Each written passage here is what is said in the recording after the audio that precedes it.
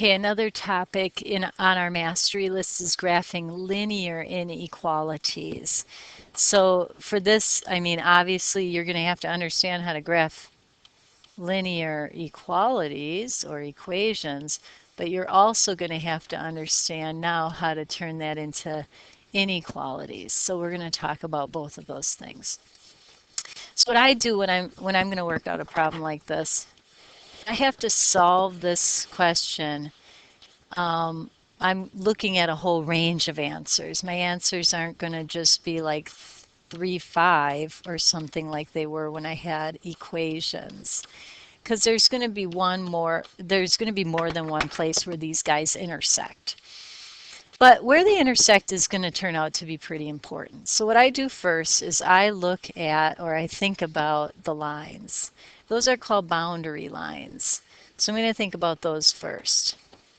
So with this blue one, I'm going to think about y equals negative x plus 2.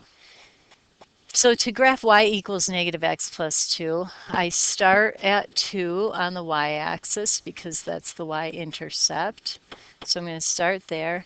And then I'm going to go and use the slope to find my next point. So I'm going to go down 1, right 1. Okay, down 1, right 1. Down 1, right 1. And there's that line. Oops.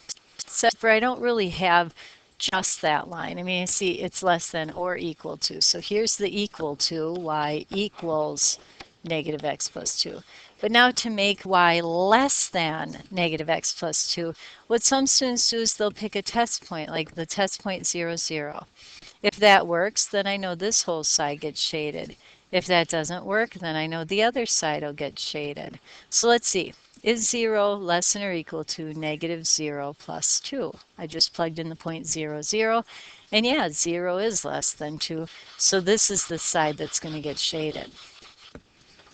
Okay, now I'm going to move on to the next line. And I'm trying to see where these guys intersect.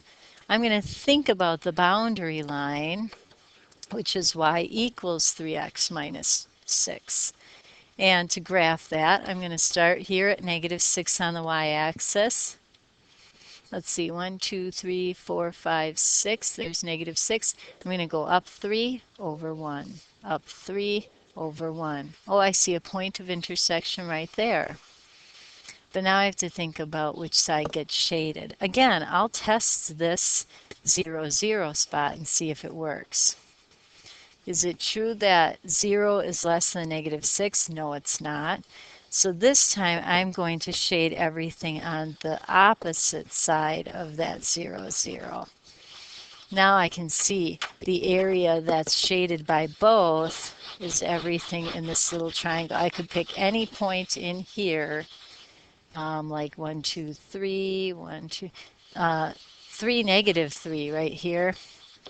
And I could test it in either of these equations and it should work for both.